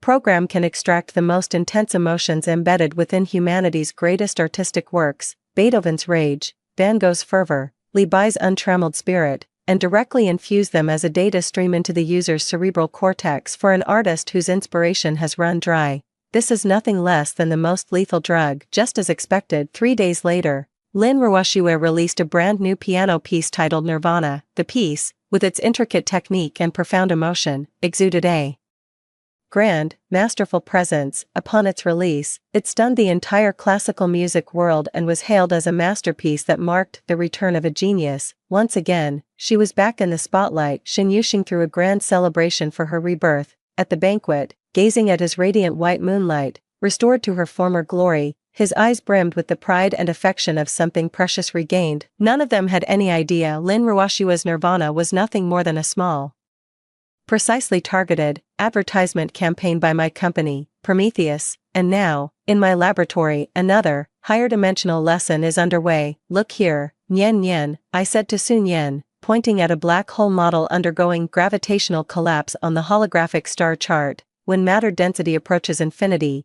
our known laws of physics break down. This is the singularity. What form do you think information takes after entering it? The 5-year-old Sun Yan floated in his hover chair, resting his chin on his hand in a thoughtful, adult-like manner. In his clear, bright eyes shone not the innocence of a child, but a pure, unadulterated curiosity for the universe's ultimate mysteries. Mommy, he said in a childish lisp, yet his words were earth-shattering. I think information itself might be a higher dimensional existence, independent of any physical medium. A black hole might not be the end of information, but rather, a formatting port. It formats the information from our 3-dimensional universe and transmits it to a higher dimensional world. I nodded in approval. This idea aligns perfectly with the boldest conjecture in my grandfather's manuscript. This is just a typical day for Sun Yan and me. While other children were still crying over a piece of candy, my son was already discussing the origin and end of the universe with me. I never saw him as a child who needed looking after. I saw him as an equal, an independent-minded, spiritual companion. I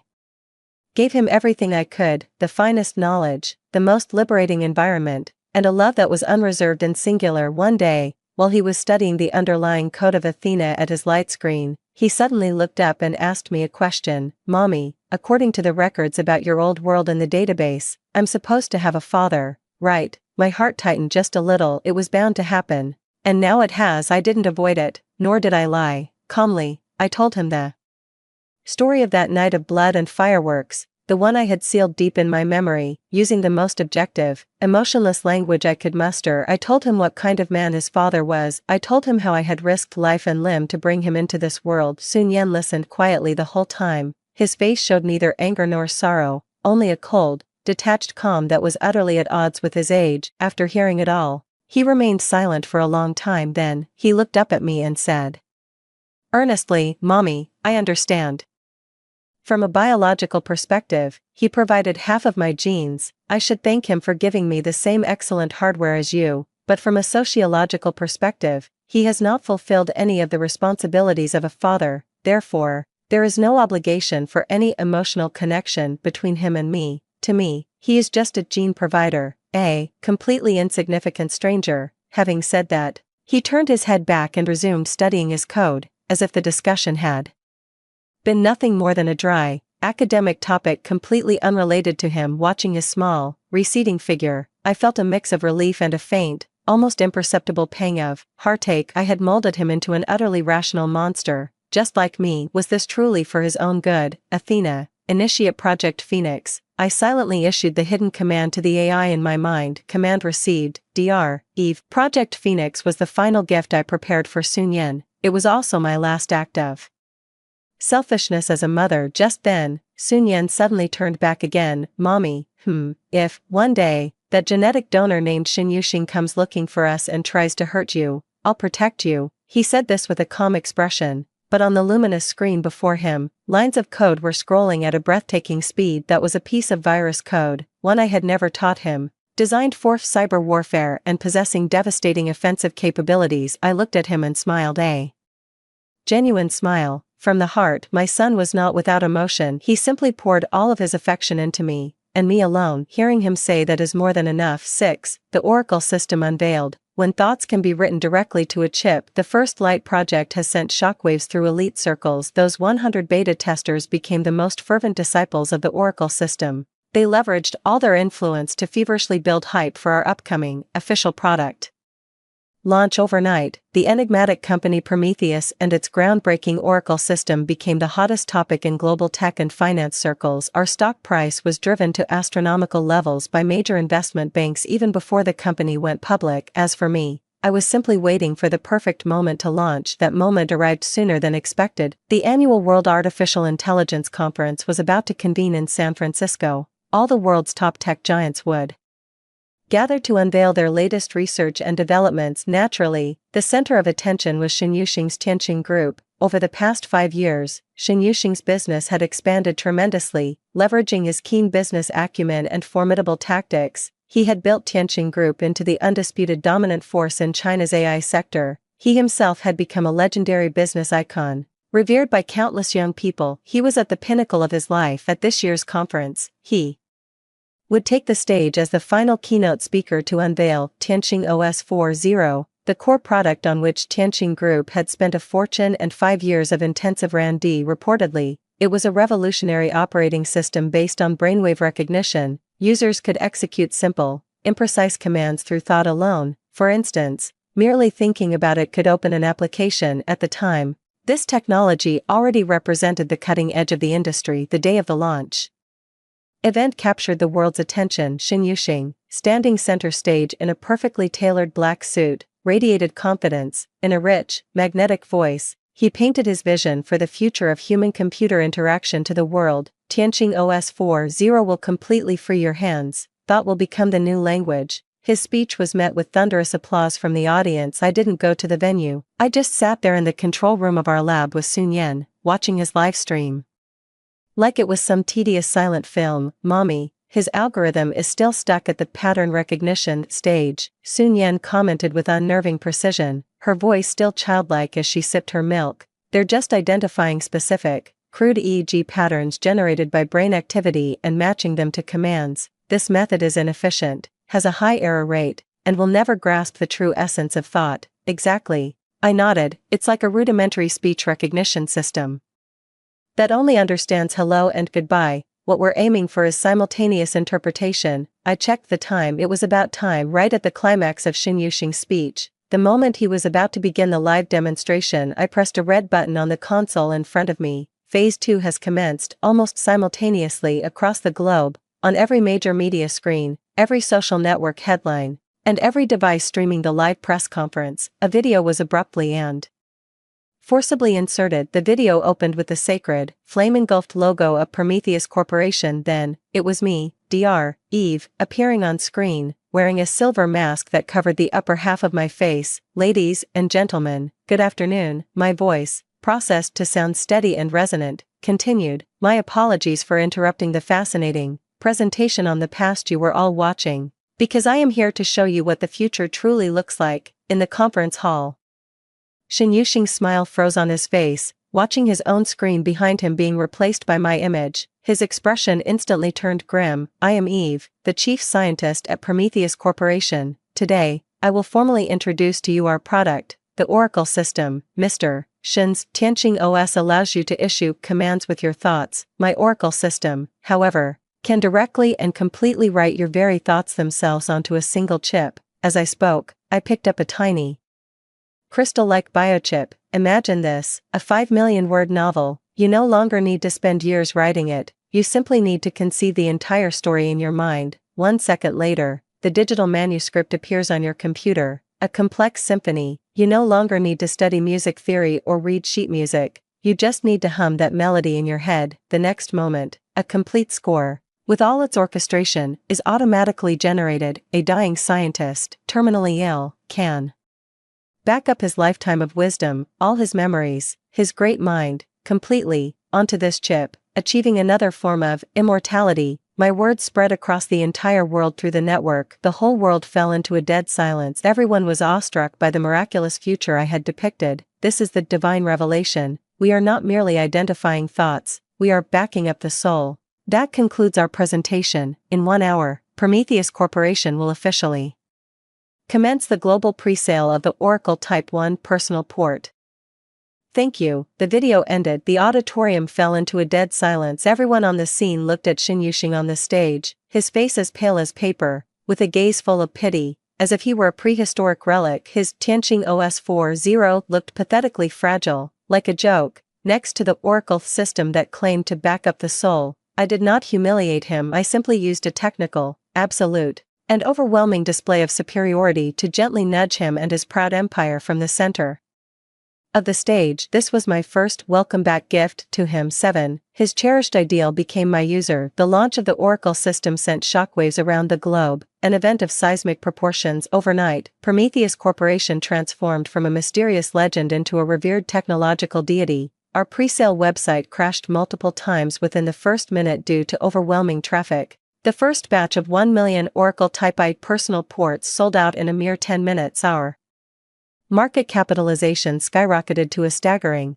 almost unfathomable figure, one that even the most bullish Wall Street analysts couldn't wrap their heads around. Meanwhile, Tianqing Group emerged as the biggest loser. The launch event debacle was the final straw. Their stock price hit the limit down threshold the moment the market opened the next day. The once highly touted Tianqing OS became the biggest laughingstock in tech history. Countless investors and partners pulled their funding and terminated contracts. Shen Yuxing's business empire showed its first signs of teetering on the brink. I have little interest in this. Destroying him is merely a byproduct for me, not the ultimate goal. What truly concerns me is the profound transformation the Oracle system will bring to this world, and the first specimen to show me this transformation was Lin Ruoxue. After creating the song Nirvana using the Oracle's emotional resonance program, she got a taste for it and became one of our first and most loyal seed users. She became utterly dependent on this external infusion of inspiration. She no longer needed to agonize over composition or seek profound experiences. All she had to do was browse our emotional material library like a supermarket, picking out the products she desired. Today it was Beethoven's rage, tomorrow Chopin's melancholy, the day after Mozart's joy. She would then download these canned emotions into her brain and assemble them into pieces that sounded technically dazzling and emotionally rich. She had become a prolific musical tailor. Her fame grew and grew. Commercial performances, endorsements, and interviews filled her schedule to the brim. She became a goddess worshipped by countless fans, but only I and my Athena know her soul is withering away rapidly. In an irreversible way, she has lost the ability to create independently. She has lost touch with her own true feelings. She even asked our customer service in confusion during a user follow-up, I can no longer tell which emotions are my own and which come from your content library. She is becoming a beautiful, hollow shell, built from data and algorithms. This is the most terrifying aspect of the Oracle system. It can grant you everything. It can also strip you of everything. That day, I received a call from an old friend. It was Auntie Chen, the elderly nurse who once helped me fake my death to escape at the hospital. Back then, I gave her a large sum of money, enough for her and her family to live out their years comfortably overseas. We had maintained a single line of contact. Aside from Sun Yin, she was the only person in this world who knew about my past. Yen. Auntie Chen's voice on the other end of the line carried a hint of hesitation. There's something I'm not sure if I should tell you. Go ahead, Auntie Chen. Mr. Shen, I think he's starting to suspect you. My heart gave a faint stir. What makes you say that? The police never closed the case on that morgue fire 5 years ago. Recently, Mr. Shen used some connections to reopen the investigation, and Chen's voice was tinged with worry. He doesn't seem to believe you're really dead. He's been looking for you. I fell silent. 5 years. I thought he had forgotten all about me. I thought he would live happily ever after with his one that got away. I never imagined he would still be looking for me. Is it for that ridiculous thing called love, or is it for that male sense of unyielding possessiveness? I'm not sure, but I knew the calm waters of my life were about to be stirred. I understand, Auntie Chen, I said calmly. Don't worry, take care of yourself, I'll handle the rest. After hanging up, I walked over to the floor-to-ceiling window in the lab. Outside the window, Sun Yin, wearing a sleek pair of oracle glasses, was enthusiastically designing a brand new, photosynthetic artificial life form in a virtual garden. He is the hope of my new world, yet the shadow from the old world, the one entangled in my past, seems unwilling to let me go so easily. So be it. Since you insist on searching, very well, I'll grant you the chance for a reunion. It's Shen Yuxing. When that time comes, I hope you can bear the price of meeting me again. 8. An olive branch from a multinational giant. He says my brain is worth trillions. Shen Yuxing's investigation hasn't caused me any real trouble. I'm no longer the helpless new mother from 5 years ago, who had to rely on a Hospital's loophole to escape. The resources and power I now command are enough to make any routine investigation into me a complete joke. Athena, I commanded, initiate the MIST protocol, perform deep data obfuscation and overriding on all traces related to Su Yan from 5 years ago. Acknowledged. Dr. Eve, the MIST protocol is now active. Within 12 hours, all relevant electronic and physical records will converge to form a perfect, closed loop, pointing conclusively to a logical, accidental death. All Xing Yuxing will ever uncover is a flawlessly crafted truth, meticulously woven by my own hand. The deeper he digs, the more certain he will become that his wife, Su Yan, truly died that winter 5 years ago. As for me, I turned my focus to more important matters. The launch of the Oracle system didn't just disrupt the consumer market, it caught the attention of the true titans standing at the very apex of the global power pyramid. Soon after, an invitation with the highest level of encryption found its way into my hands. The invitation came from the Consortium, a legendary, shadowy organization rumored to be composed of the world's top financial oligarchs, tech giants, and political elites, one that holds the global economy's lifeline in its grasp. They wanted to meet me. The meeting was held aboard the Olympus, a superyacht so vast it resembled a floating city, cruising the Pacific Ocean. I didn't bring any bodyguards, only Sun Yan. As I entered the conference room, decorated like a medieval palace, wearing a silver mask and holding Sun Yan's hand, every eye in the room turned to me. Seated around the table were Wall Street's Wolf King, an oil prince from the Middle East, the heir to Europe's oldest banking dynasty, and the founders of several major Silicon Valley tech giants. Any one of them could send shockwaves through the global economy with a single misstep. And at this moment, they were all looking at me with scrutinizing, curious, and even faintly covetous eyes. Seated at the head of the table was Dr. Eve, a white-haired American elder whose gaze remained as sharp as a hawk's. He was John D. Rockefeller III, the current rotating chairman of the Freemasons and the shadow master of the world's largest investment bank. Welcome, he said with a smile, his tone carrying the undeniable authority of one accustomed to command. Your Oracle system is a masterpiece. It will change the future of humanity. Thanks for the compliment, I replied calmly, guiding Sun Yan to sit down across from them. We invited you here today to discuss a business proposition. Rockefeller III got straight to the point. We wish to acquire your Prometheus company, or rather, we wish to acquire you, and your mind. He paused, then named a figure that would drive the entire world into a frenzy. We can write you a check for $1 trillion. Furthermore, we offer you the highest-ranking membership within the Freemasons. You will join us as one of the world's chess players. $1 trillion. This figure transcends the mere concept of wealth. It represents a kind of power that allows one to do absolutely anything. It's a temptation that virtually no one could refuse. Yet, I merely smiled. Mr. Rockefeller, I said slowly, your offer is very generous, but I think you may have misunderstood one thing. Oh, what you and the old capital you represent value is the Oracle system, this goose that lays the golden eggs. But as for me, Su Yan, I paused, then removed the mask from my face to reveal my true self. Then, I pointed to my temple. I am the one who can, at any moment, create countless geese that lay even more golden eggs than that one. So, you think my brain is only worth $1 trillion? My words plunged all the titans present into a profound silence. For the first time, they sensed a force emanating from one individual, a power that transcended capital and authority, existing on a higher plane. It was the power of creation. So, what is it you want? The look in John D. Rockefeller III's eyes grew more grave than ever before. What I want is beyond your means to give. I shook my head. I have no need to join you, nor to become some player of the game, because I will be the one who sets the rules of the board for all of you. From this day forward, the core technology of the Oracle system will forever remain in my hands alone, and if you wish to board this train to the future, there is only one thing you can do. That is to become my most faithful partner. I stood up and, taking Sun Yan by the hand, walked toward the door. My team will discuss the details of our cooperation with you. Oh, one more thing. I paused at the doorway, turned back to look at the financial magnates who were still reeling in shock, and added, my son, Sun Yan, he is the sole legal heir to the Prometheus Corporation. Sun Yan gave a slight, polite bow to the most powerful old man in the world. Then, in a voice that was young yet crystal clear, he said, greetings, grandfathers, I look forward to our future cooperation. With that, he turned and left the opulent conference room. Left behind were the kings of a bygone era, who for the first time felt an emotion called fear emanating from a 5-year-old child. They knew that from this day forward, the world's power structure was about to change. 9. His business empire teetered on the brink of being rendered obsolete by me. The meeting with the Freemasons provided Prometheus Corporation with an immense boost. Those once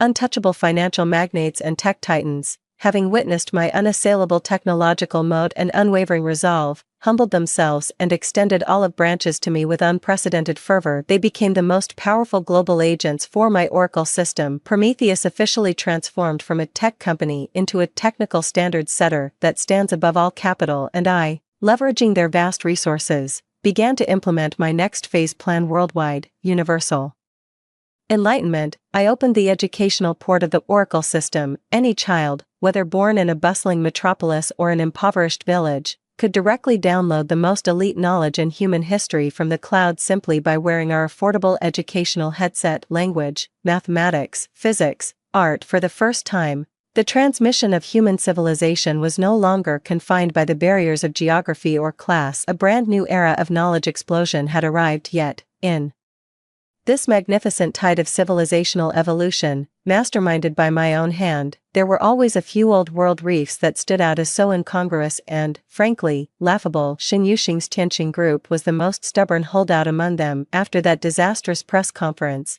Tianqing Group was left reeling, but Shin Yuxing was, after all, a formidable figure of his era. He didn't just wait for the end. Instead, he made a drastic, all-or-nothing move. He severed all AI operating system-related businesses and funneled the company's entire resources into his area of expertise, commercial real estate and luxury goods. He attempted to use what he understood as the most traditional real economy to counter the virtual revolution I had brought about. He invested a colossal sum to construct a series of super-commercial complexes across major cities nationwide, named Tianqing Centers. They integrated shopping, entertainment, and residential living. He and Lin Ruoxue, that golden couple, frequently attended various fashion galas and charity auctions, attempting to counter my technology-first cold wave with the refinement and taste of high society they so carefully cultivated. It must be said that his strategy was effective in the short term. Thanks to his efforts, Tianqing Group's stock price halted its decline and even saw a slight rebound. He seemed to have regained his footing. Little did he know, a dimensional strike targeting his kind of old business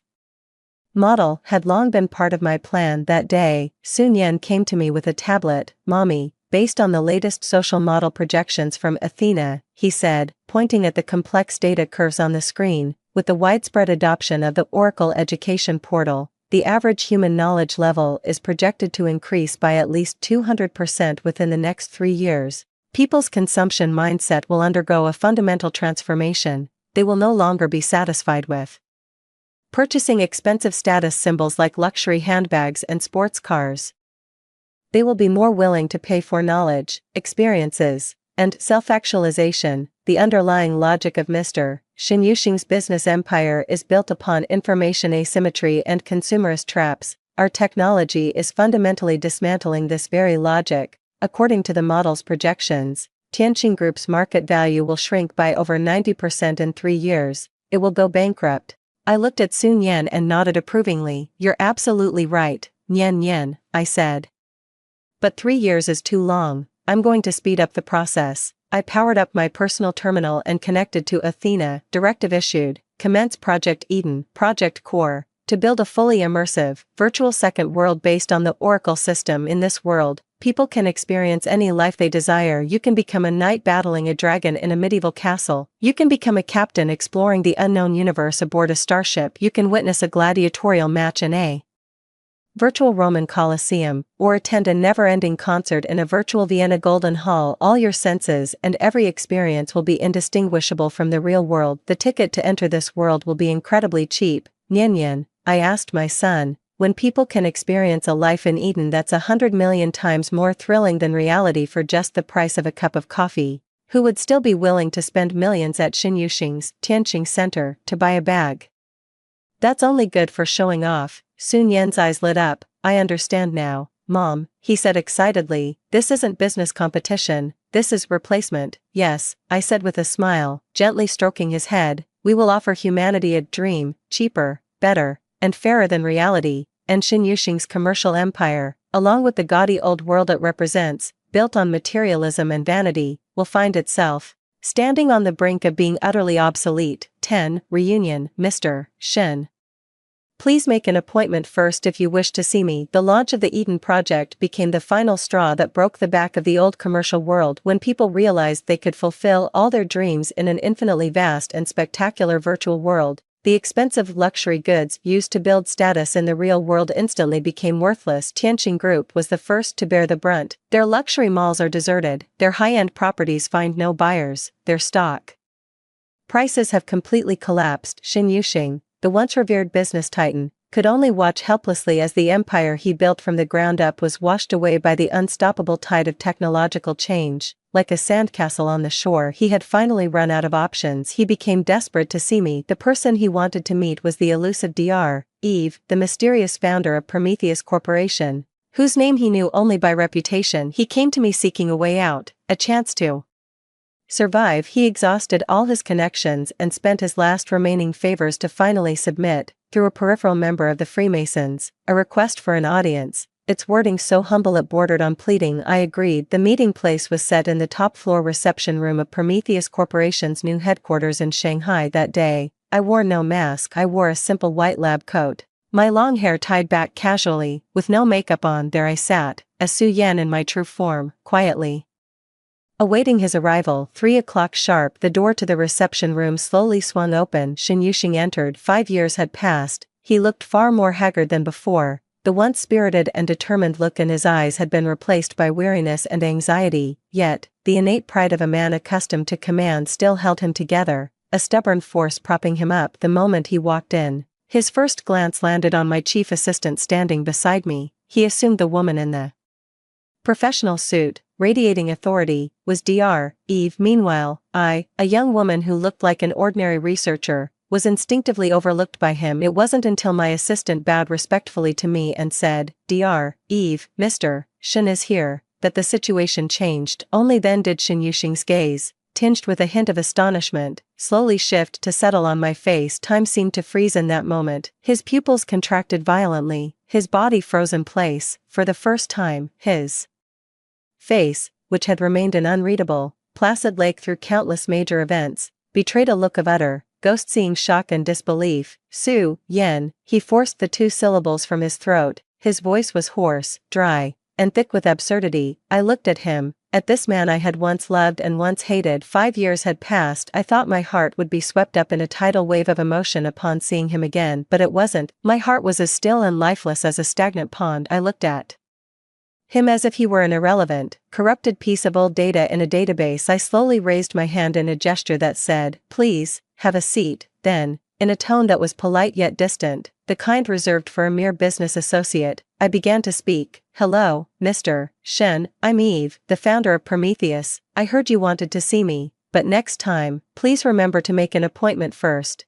My words struck him like an invisible, stinging slap across the face. He hadn't come to meet some mysterious tech oracle. He had come to face the wife he had abandoned, a woman returned from the dead. From the very start, this business meeting had turned into a brutally public and cruel trial for him. 11. Paternity test. He finally realized what he had missed. Shen Yuxing finally sat down in front of me. His body was rigid, his mind seemed still trapped in that immense, surreal shock, unable to function properly. You're alive." He looked at me, his eyes filled with utter confusion. "As you can see," I replied calmly, sliding a document across the table toward him. "Mr. Shen, let's get straight to business. This is the preliminary proposal drafted by our legal department for the acquisition of Tianqing Group's core assets. Please take a look." I got straight to the point, giving him no opportunity to reminisce or play the emotional card. He looked at the document but made no move to pick it up. His gaze was fixed intently on my face, as if trying to find some trace of the Su Yan he once knew beneath my composed expression. "Why?" he rasped, his voice hoarse. "Why would you do this? Fake your death, disappear, and then become this? Why?" I laughed, a smile devoid of any warmth. "Mr. Shen, that's a rather redundant question, don't you think? 5 years ago, on New Year's Eve, I was lying on the delivery table, hemorrhaging, fighting for my life, and you had your phone off, watching fireworks with your white moonlight. Is that reason good enough for you?" My words pierced the deepest recesses of his memory like a sharp awl. His face instantly turned deathly pale.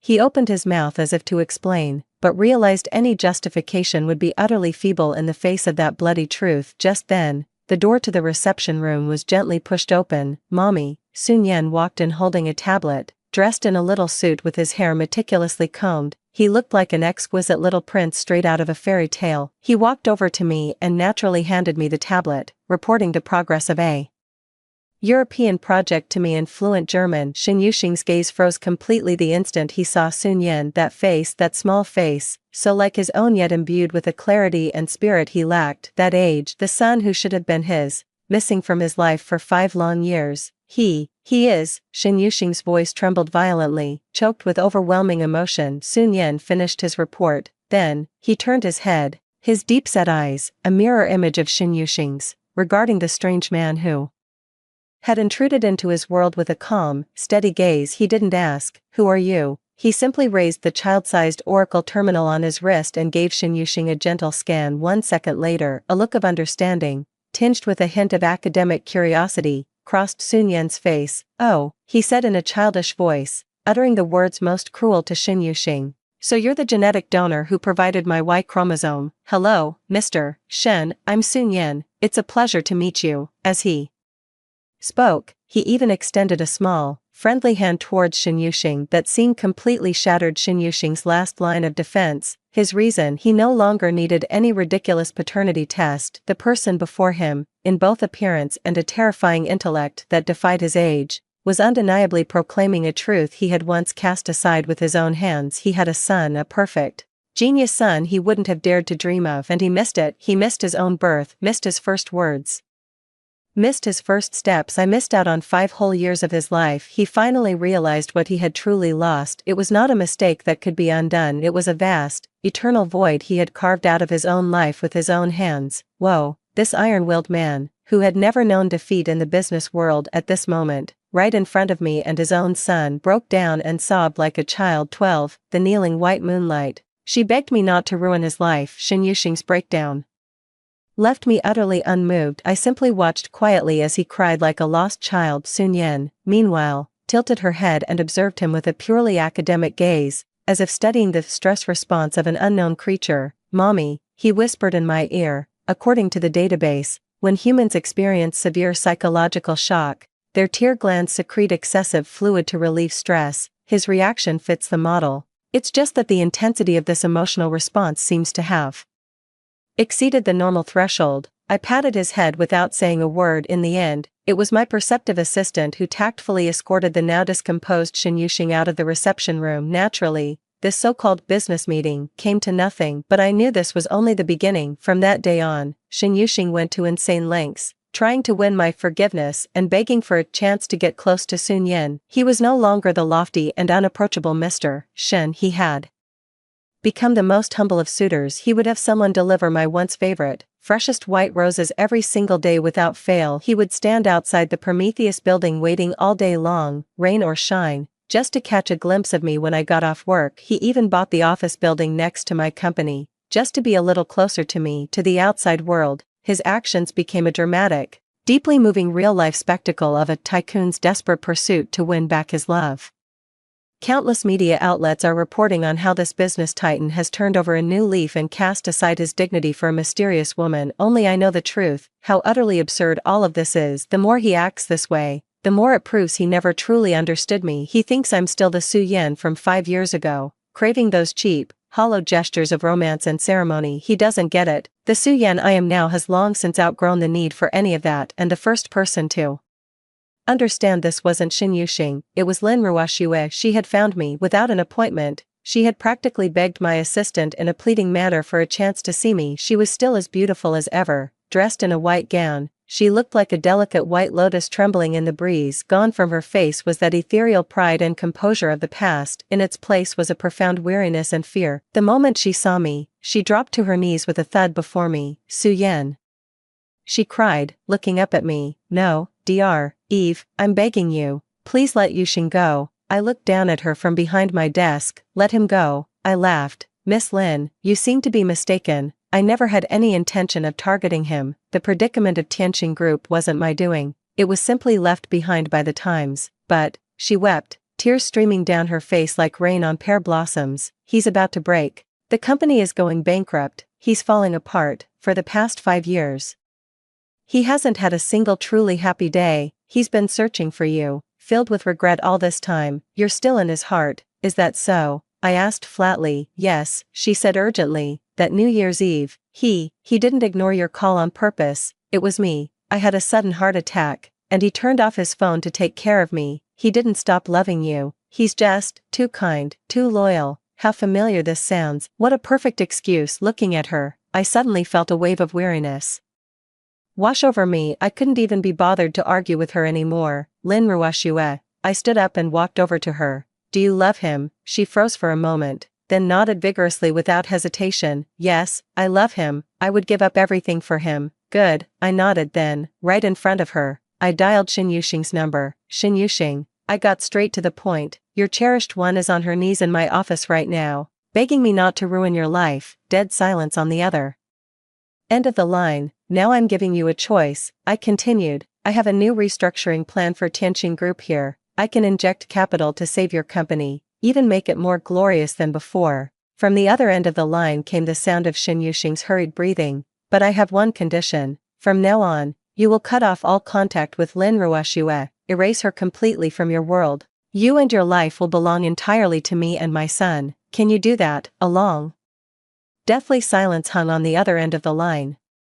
Kneeling before me, Lin Ruoxue stared at me with a look of utter disbelief and despair. She finally understood I wasn't competing with her for a man. I was telling her, in a way she could never comprehend, in this chess game called life. Lin Ruoxue, you're not even qualified to be my opponent. 13. The final acquisition. I bought everything he had with a single chip. The silence on the other end of the line lasted a full minute for Lin Ruoxue, kneeling on the ground. That single minute stretched on like an entire century. Finally, Xin Yuxing gave his answer in a voice I had never heard before, hoarse, utterly drained, and filled with despair. I accept. Hearing those 3 words, Lin Ruoxue's body jolted violently, and all color instantly drained from her face like a beautiful statue drained of its soul. She slumped to the floor. I calmly hung up the phone. Then, looking at her, I said coolly, do you understand now? Miss Lin, the so-called love between you and him is worthless in the face of the Tianqing Group, a business empire worth hundreds of billions. He and the empire he's so proud of are equally worthless in my eyes. I can make him choose me over you anytime I want. Just as easily, I can make him give up everything for you, because the power has never been in your hands, it's always been with me. After saying that, I turned away without another glance and returned to my desk. My assistant will see you out. I have no idea how Lin Ruoxue, utterly devastated, eventually left my office. I don't care either, because she, along with the sentimental old world of trivial affections she represents, is already a closed chapter for me. Over the following month, I fulfilled my promise. Prometheus Corporation officially announced the launch of a strategic investment and restructuring plan for Tianqing Group. I did not use a massive infusion of capital to rescue his long-run real estate and luxury goods-centric old business, as Xin Yuxing had hoped. I restructured him in a far more direct and brutal manner. I stripped out all of Tianqing Group's non-performing, obsolete assets, bundled them up, and sold them off at a steep discount. I then turned it into a hollow shell, dedicated solely to providing offline experience centers and support services for my Eden virtual world. Tianqing Group exists in name only, but its soul and its future now completely belong to the Su family. The final signing ceremony for this landmark business restructuring was set to take place in the chairman's office of Tianqing Group. I arrived there punctually with my legal team and Sun Yan. Xin Yuxing sat behind his desk,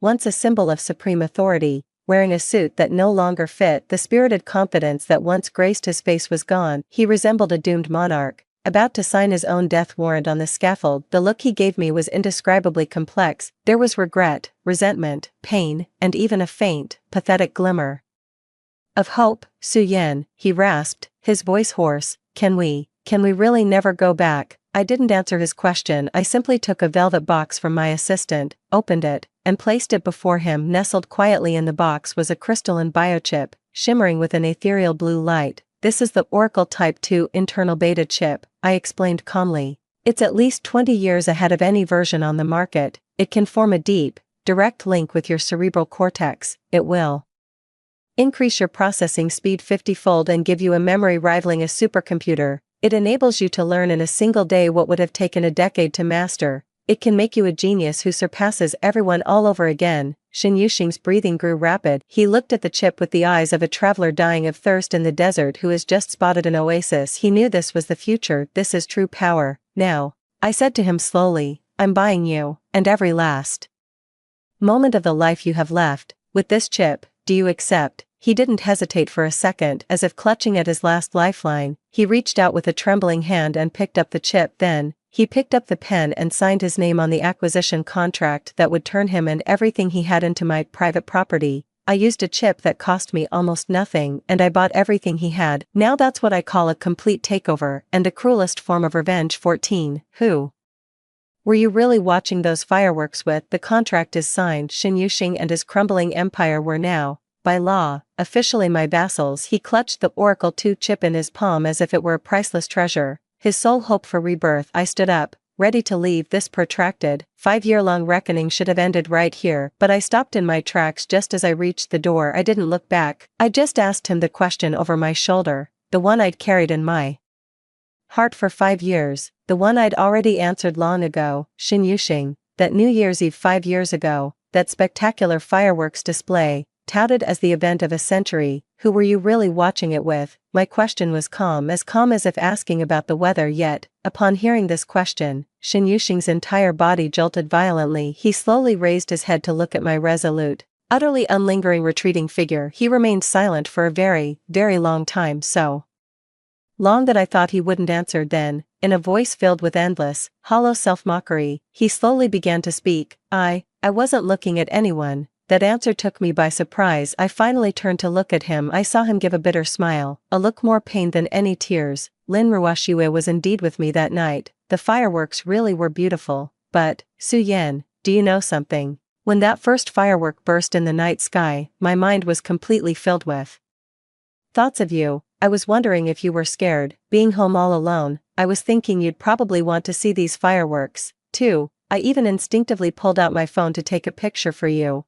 I wanted to tell you that next year, I'll definitely come watch them with you. But, his voice grew painfully dry. But I didn't do that, because I thought there would be plenty of time. I felt Lin Ruoxue needed me more. She waited for me for 10 years. I owed her. I thought you were my wife. You would understand. You would be considerate. You would always be there waiting for me at home. It's just a fireworks show. If we miss it this year, there's always next. It's just a child. Once it's born, there will always be nannies and maternity nurses to take care of it. I thought I could control everything. I thought I could handle both sides. I thought I had all the time in the world to make up for what I owed you. For the first time, I saw tears of remorse well up in his eyes as he looked at me. I was wrong.